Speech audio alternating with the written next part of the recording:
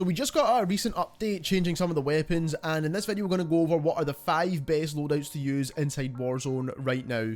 So we're going to fly through these very quickly, and to start off with, we've got the XM4 with the Jackal PDW. Both of these are probably the 2 main meta weapons that are in the game right now. So when it comes to the XM4 build, you want to use the Willis 3x optic, the grain twist barrel. You can also use the reinforced barrel as well if you need the extra damage range, but I just think the bullet velocity is more important. The vertical grip, the extended mags 2, and also the buffer weight stock. Now you only get these on the XM model weapons, and hopefully they bring that to some of the other guns in the game as well, because it would help out an absolute ton of recoil, but this is definitely the best rifle in the game. Moving on into the Jackal build, and by the way, these are all going to be 5 attachment builds. We're not talking about 8 attachments because of course your gun's going to get even better doing that. We want to stick with the base because most people will probably run overkill. And we're looking at the short barrel, the Ranger foregrip, which is the one that helps with sprinting speed as well as horizontal control. And then we're using the extended mags 1, the ergonomic grip, which helps with slide to fire, dive to fire, and aim down sight speeds. And then we're also using the balanced stock as well. Now, some people do like to use the infiltrator stock, but I just prefer the balanced one. I think it's the best. Now, a slight adjustment you can make to this, and this can be for any SMG in this game, is that you can remove the short barrel, which helps with jumping aim down sight speed, which I think is quite important actually. But you can remove that and add on the recoil springs instead if that is your personal preference, if you want a bit more control in the weapon. Moving on into the next loadout now, we've got the GPR-91, which is a very popular weapon, and the new Saug SMG. So again, you want to use the 3x optic. You do want to use the compensator here as well because we don't have the stock. We are using the grain twist barrel, which is the one that helps the most with bullet velocity.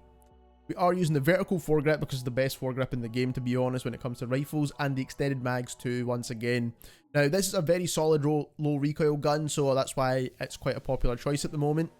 So the reason why we picked the Saug is actually because the fastest TTK SMG in the game right now is actually faster than the compact. Now, that is why I put it in this loadout, and even in the second damage drop off, it's faster than the compact as well, and that is why I do really like this gun. I don't really know why it's not chosen as much.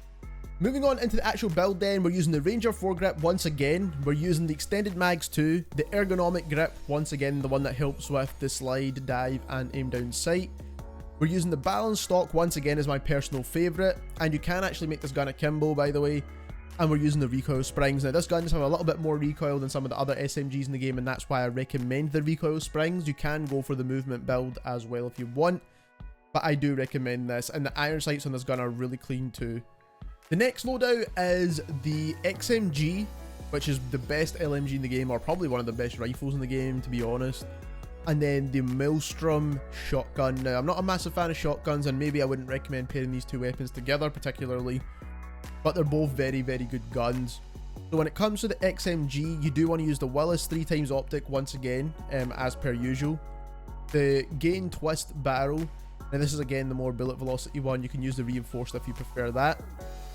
We are using the vertical foregrip. I prefer the fast mags on this gun because it does give you a bit better movement speeds overall, and you don't really need like 100 round mags anyway.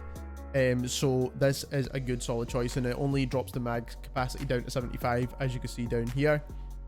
And then we are using the buffer weight stock once again. Now, you can remove the mags if you prefer and put on the compensator muzzle or the recoil springs. Both are a really good choice as well. Moving on into the shotgun, I don't want to talk too much about this because I'm not a huge fan of shotguns, but this is the best 5 attachment build. So we've got the modified choke here, which is going to help with ADS pellet spread.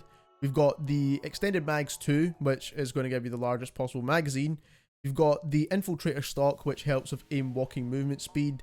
And then we've also got the steady aim laser, which helps with hip fire spread. So this is when you're not ADSing.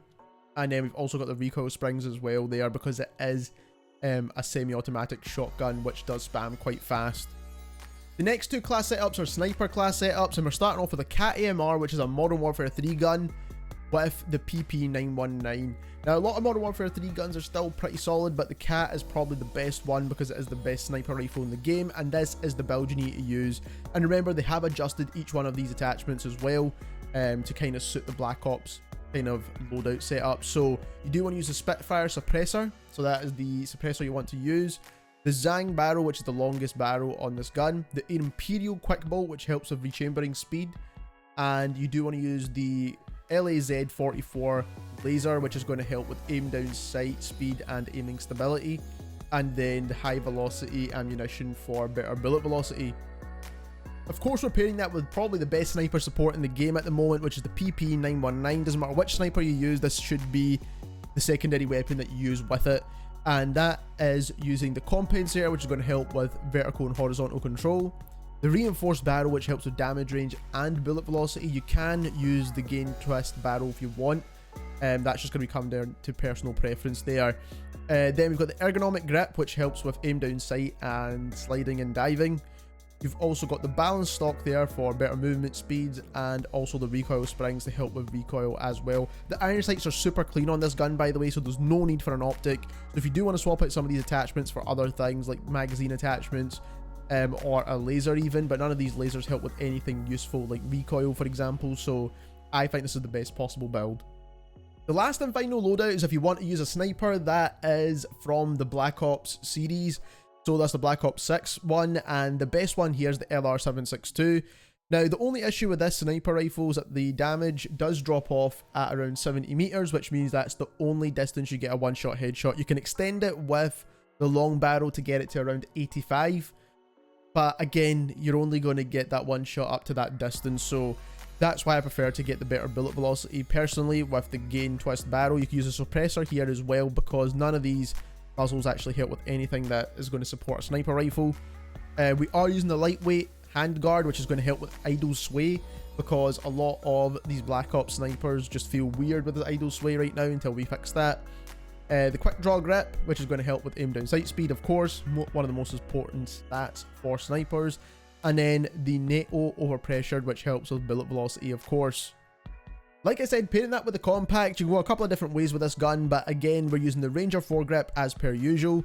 We're using the extended mags 2, which is the largest mags available. We're using the commando grip, which helps with aim down sight and sprint to fire, or you can even use the ergonomic grip. It's going to come down to personal preference here. And then we do have the balance stock once again, which is my personal favorite.